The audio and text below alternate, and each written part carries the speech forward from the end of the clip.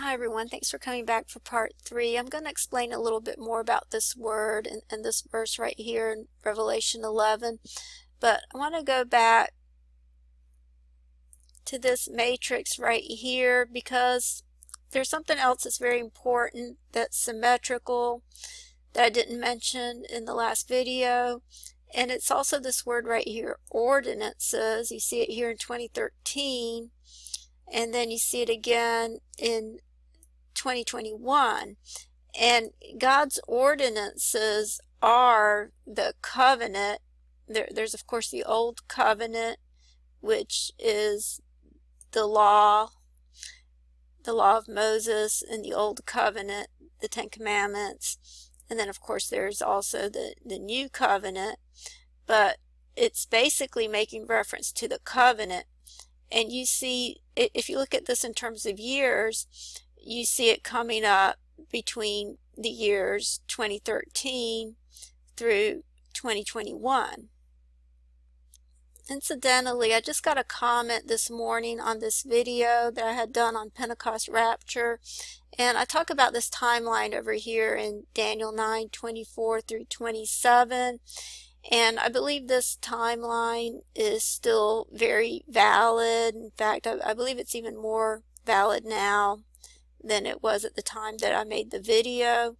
So I would just recommend watching this video again and actually reading the comments over here, this comment that I received this morning and my reply. And I'll just put the link to this video in the description box. But I just want to talk about this timeline once again briefly, because over here it says, and he shall confirm the covenant with many for 1 week. So it's talking about a week-long covenant, which I've talked before about how I believe in 2013 that could have been construed as the making of a covenant.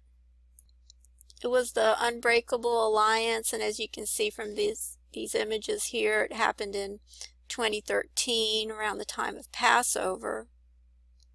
And it's saying over here, and he shall confirm the covenant with many for 1 week, and in the midst of the week he shall cause the sacrifice and oblation to cease. Of course, this is primarily talking about Christ confirming the covenant, and the first half was fulfilled during the Lord's 3.5-year ministry at his first coming, up until the time that the Messiah was cut off, as it says in verse 26 over here, that the Messiah would be cut off.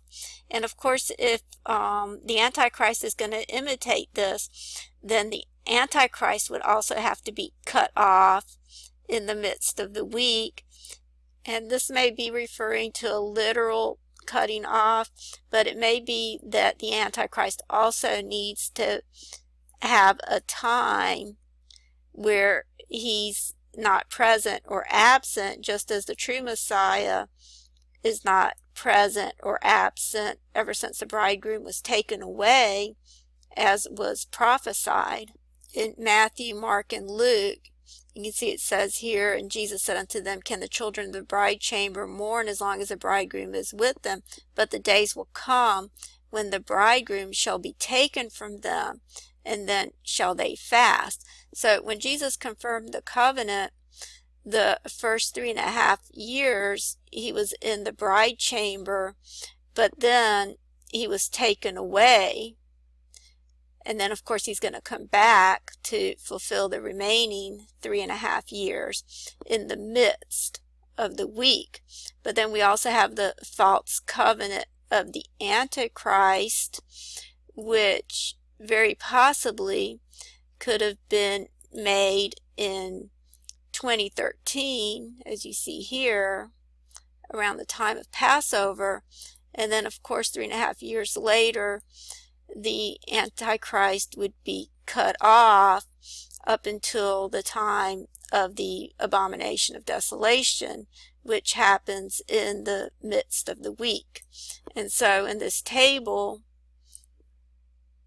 we see the word ordinance, which would be a term for the covenant or God's laws, and you see it coming up here in 2013, and then you see it again in 2021, and these two verses seem to be symmetrical to each other.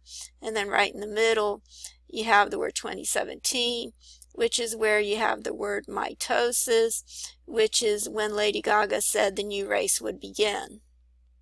Okay, so I just wanted to point that out, but I'll just get back to Revelation 11 for now, where I was talking about this verse right here, where it says, but the court that is without the temple, that means outside of the temple. And if you look over here, you'll see that there's actually two different words used.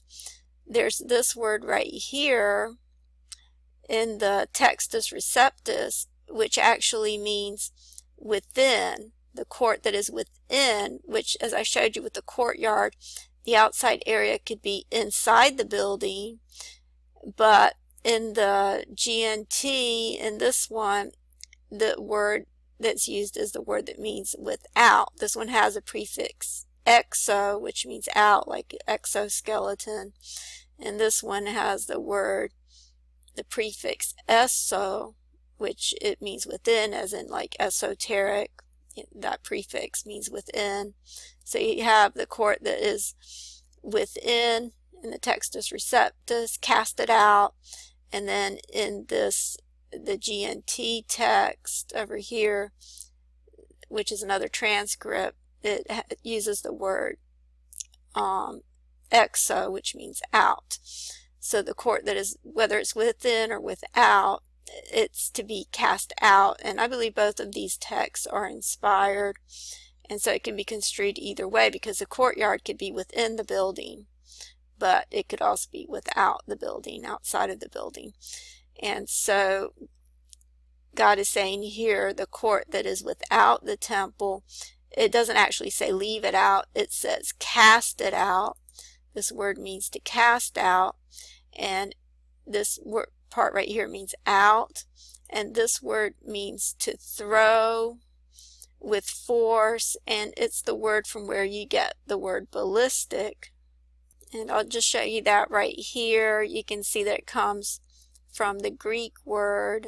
The etymology of it is from the Greek word, is talking about projectiles, and you see that it comes from the Greek word valine, which is this word right here. It's a form of this word right here.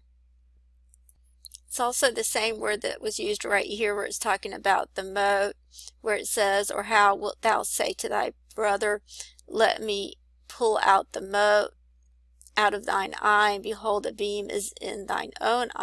Thou hypocrite, first cast out the beam out of thine own eye, and then thou shalt see clearly to cast out the mote out of thy brother's eye.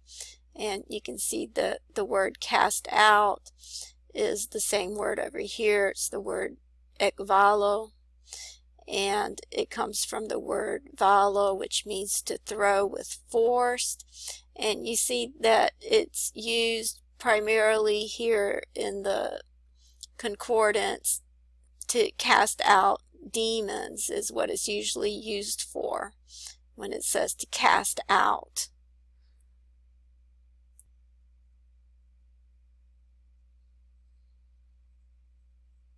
And so I'll just go through, and you can see how it's usually talking about casting out demons when it uses that term. Okay, so in Revelation 11, when it's saying to cast out the court that is without or within, it's using this word. It's actually saying, but the court that is without the temple, cast it out, and measure it not, for it's given unto the Gentiles, and the holy city they shall tread under foot 42 months. So the court that is without or within the temple needs to be cast out and not measured, but only the actual temple is measured. And of course the temple in 1 Peter 2 verse 5 is described as a spiritual temple, where it says over here ye also as lively stones are built up a spiritual house, an holy priesthood, to offer up spiritual sacrifices acceptable to God by Jesus Christ. And then there's other scriptures that say that as well, such as 1 Corinthians 3:16. It says, know ye not that ye are the temple of God, and that the Spirit of God dwelleth in you? And in Revelation 3:12 it says, in him that overcometh will I make a pillar in the temple of my God, and he shall go no more out. And I will write upon him the name of my God, and the name of the city of my God, which is New Jerusalem, which cometh down out of heaven from my God, and I will write upon him my new name. And of course it was New Jerusalem that is measured in verse 21. It says over here, and I saw no temple therein, for the Lord God Almighty and the Lamb are the temple of it. But it was talking about measuring the temple over here, where it said, and he that talked with me had a golden reed to measure the city, and the gates thereof, and the wall thereof. And the city lieth foursquare, and the length is as large as the breadth. And he measured the city and the reed, with the reed, 12,000 furlongs. The length and the breadth and the height of it are equal. And so God, or Jesus, is measuring the temple with a reed. This is the same word that's used in Revelation 11, which means straw. You can see that here.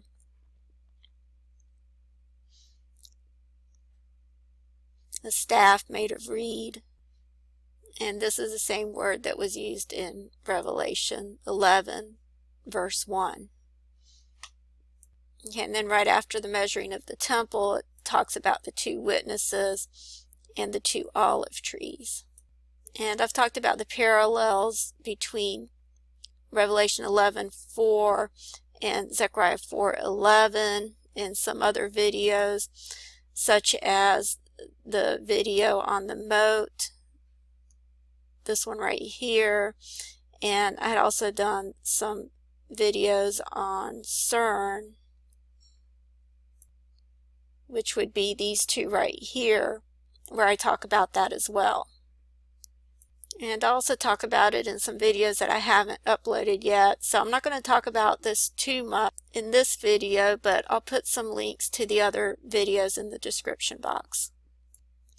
Okay, so now I want to start talking about Mark 11 and why I believe this is also talking about a spiritual temple, and how it's talking about DNA. And as you can see, I believe that usually chapter 11 or verse 11 seems to have to do with DNA, and I believe the reason for that is because that's what DNA looks like, and it's actually what chromosomes look like, which are contracted DNA.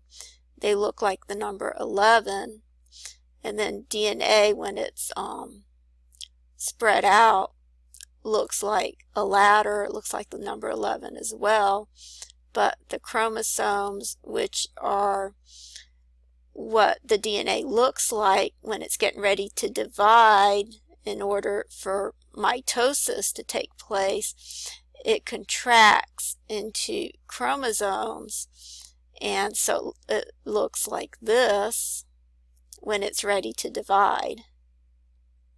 And so I'm going to start explaining why I believe this imagery in Mark 11 looks like DNA, but I'll have to do that in the next video since I'm about out of time. Thank you.